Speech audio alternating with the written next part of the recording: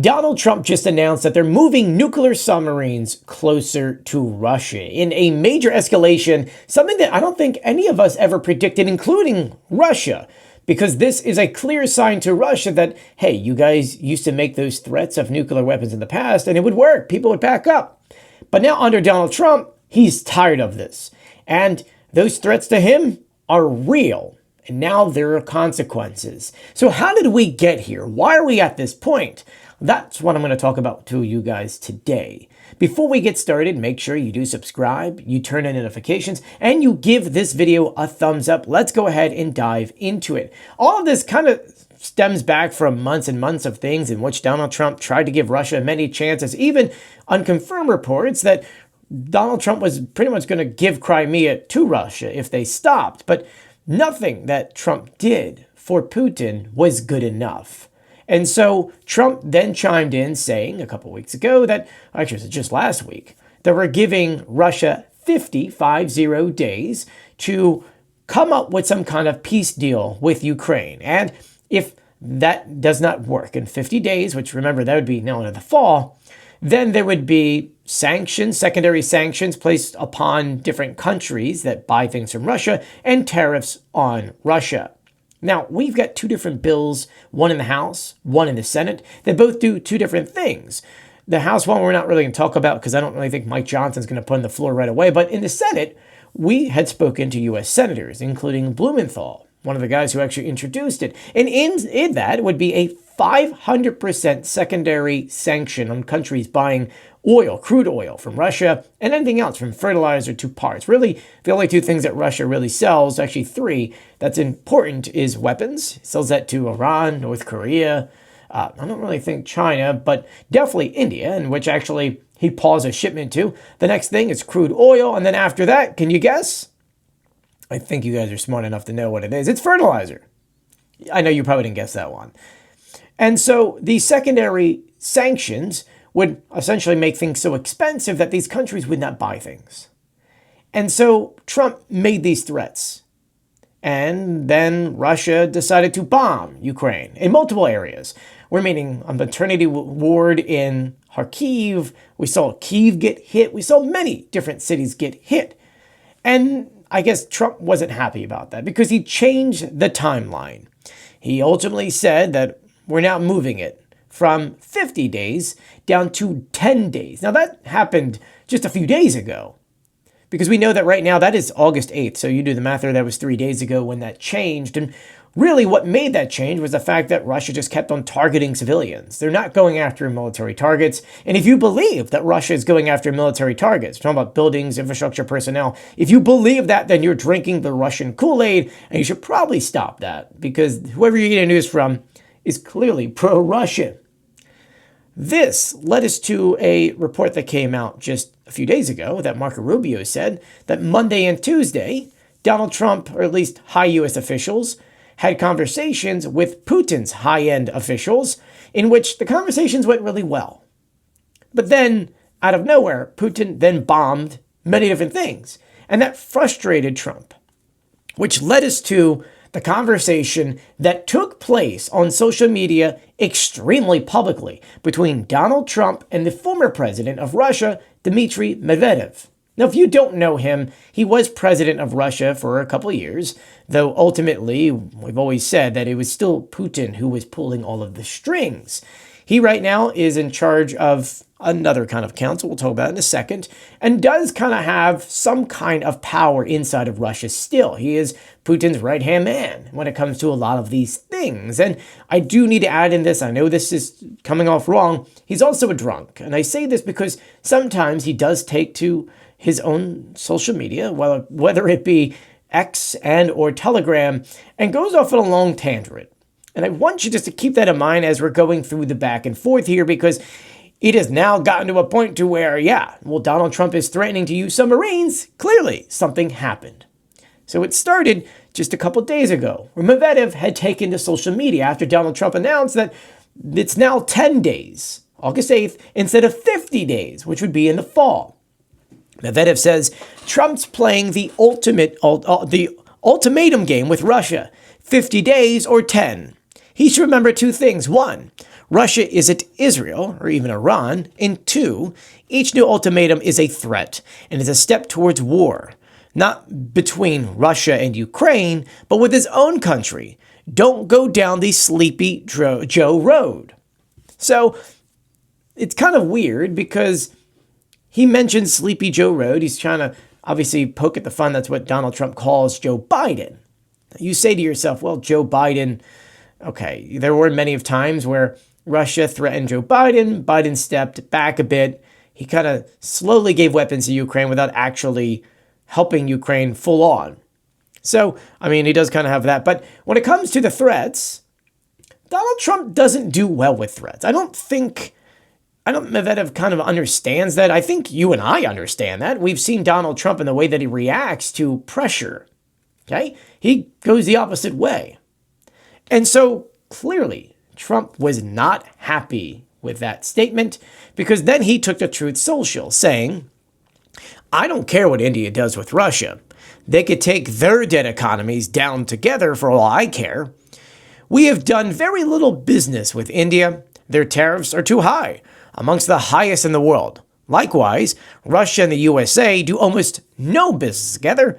Let's keep it that way. Tell Medvedev, the failed former president of Russia, who thinks he's still president, to watch his word. He is entering very dangerous territories. So, you see that threat.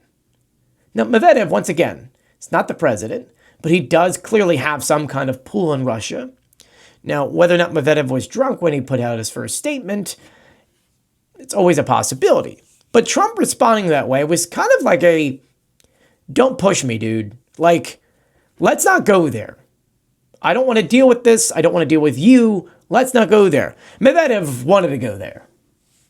And he went there because then he started threatening nukes by saying, about Trump's threats against me on his own personal social network Truth, which he banned from operating in our country. If some words from a former Russian president provoke such a nervous reaction from the powerful president of the United States, then that means Russia is completely in the right and will continue on its chosen path. Meaning that they will continue going into Ukraine and then you're not going to stop us. Adding later, and regarding the dead economies of India and Russia and the stepping into dangerous territory, well, maybe he should recall his favorite movies about the Walking Dead, as well as how dangerous the non-existent dead hand can be. If you don't know history of the Cold War, if you don't know the Soviet Union and what they've said about nuclear weapons, you don't understand that what he said in that statement is, if we're taken out, nuclear war is happening. Because he mentions here the dead hand. Now, you've heard of, in the movies, the dead hand switch, in which a bad guy would wear a thing on him that could go kaboom, and he's holding on to something. Okay, this is my light controller here. And it's pressured, so that if that person's taken out and the pressure is relieved on this device, everything goes boom. Well, during the Cold War, there was an existing, non-existent mechanism put in place, pretty much called the dead hand. Now, once again, we don't know if this was real or if this was fake, if it was just Russian propaganda or Soviet Union propaganda to scare the world.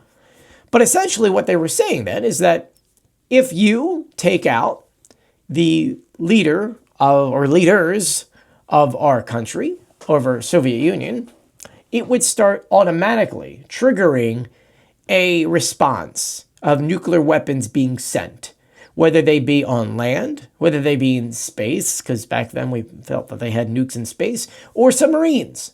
So don't do that. And that scare tactic does kind of work back then. It did work back then. The only way the Soviet Union even fell was because the United States figured, well, if we can't beat them militarily, because we weren't going to go into a full-fledged war, we said we could outspend them, and we did. We leaked information to them so that they could spend a lot of money, and then they went broke and then collapsed. We're not seeing that in Russia right now, but I'm just bringing this up. Is that what Medvedev is saying here is saying that, you should look at the Walking Dead stuff, referring to the fact that if we're gone and we're taken out, that switch will go off, that non-existent switch will go off, and boom. That was a threat of nuclear war. And I will say that when it was Biden, anytime nuclear war was announced, or the Orshanik, which was that new prototype weapon that Russia used once and then failed the other 3 or 4 times, anytime that Russia was saying nukes, the United States and the West would step back and they would say, oh, you know what? Let's take a breather here. And let's see where we're at. That had worked for Russia.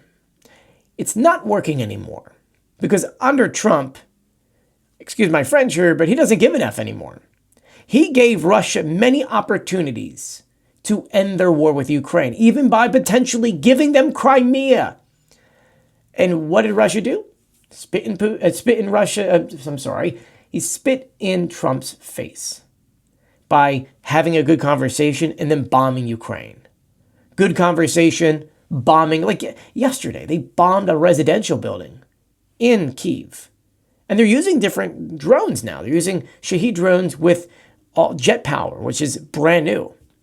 But every time that Trump has a good conversation, this happens, which led us to today. It was earlier in the morning that Donald Trump put up this first truth.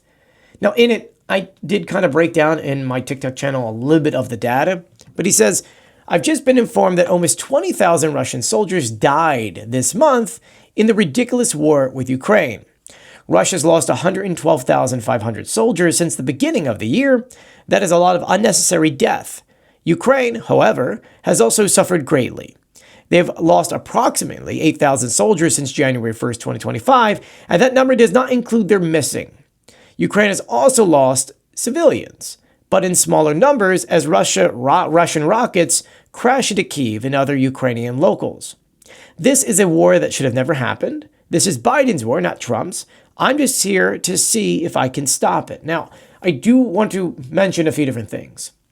First of all, that number that he's talking about, 112,500, I know he says those are deaths, but to me that doesn't seem right. I know like Marco Rubio about 3 weeks ago said 100,000. Once again, it doesn't seem right. It seems like that's a combination of losses, meaning like killed in action, and then those who were injured are now out, wounded. But that 8,000 for Ukrainians, that number is a new number. That is new. Even if we were to sit down and do these numbers here, that's a 14-to-1 ratio in which for every 1 Ukrainian soldier that's lost, that's 14 Russians that are out of the game. Those are great ratios for Ukraine because for a while there, it was a 1-to-6, 1-to-5, 1-to-4. The reason why I bring this up is that my numbers showcase that, over the past few weeks, we've seen on average Russia lose about 8,000 men. Once again, that's wounded and gone. So that's where his number, I believe, is coming from. But clearly, he had a great conversation either with Zelensky or his commanders are telling the real information. Trump is finally getting real information. He then talks about in here about this is Biden's war, not Trump's war. And I do want to fact check him a little bit here. I know this happened on TikTok where I made a video saying that Trump could have stopped this because the war started in 2014. And first is, you're right. Yes, Obama was president in 2014. But what people don't understand is it's not an overnight thing in which Russia just wakes up today and says, hey, let's do a full-scale invasion of another country. That takes a lot of money and it takes many years. Russia had to do a lot of things to prepare for their invasion, in which everything indicates that they could have done this starting in 2019 through the end of Trump's presidency. It's just the pandemic slowed them down. So there was still a possibility of this full-scale invasion happening under Trump. But leading up to it, there were a lot of things that we saw. And you're talking to someone who had gone to Ukraine around that time. There were things happening. There is always things, and you know as much as I do, that the U.S. government and other countries saw what Russia was doing. That was recruiting thousands and thousands, hundreds of thousands of men, training these men, building new bases in Crimea, in Belarus, moving men and equipment from Russia to Belarus, building new tanks, building or fixing up older equipment, really what we should be saying here. All of these things happened. The build up to this war happened when Trump was in office. And Trump did know this. This is not a secret. That's why he does his famous statement of, we gave them javelins while Obama gave them sheets. Under Obama, we did see two different agreements. They didn't work. Clearly, they did not work. Minsk 1, Minsk 2, they did not work. And so, under Obama could have done more. They tried to do the peaceful thing. That didn't work. Under Trump, he could have done a lot, and he did not. So to say that this was Joe Biden's war, it doesn't even matter anymore because it's now under you again. So you could do something about that. And I just wanted to point that out because I know a lot of MAGA gets angry with me. Dudes, you just get to understand that's just the truth behind the matter. When we go back through the history books, we're going to see that Russia, for 6 years leading up to their full-scale invasion, we're building up. And they were building under Obama, they were building under Trump, they were building under Biden before they officially went go. And Trump could have done something. He could have made peace agreements stronger. He could have given Ukraine more stuff. He could have done more threats to Russia to say, don't do this.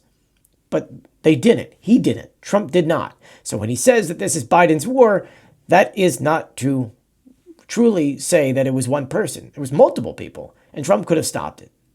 Anyway, I thought that was going to be the end of Donald Trump's mentionings on social media about everything that was going on.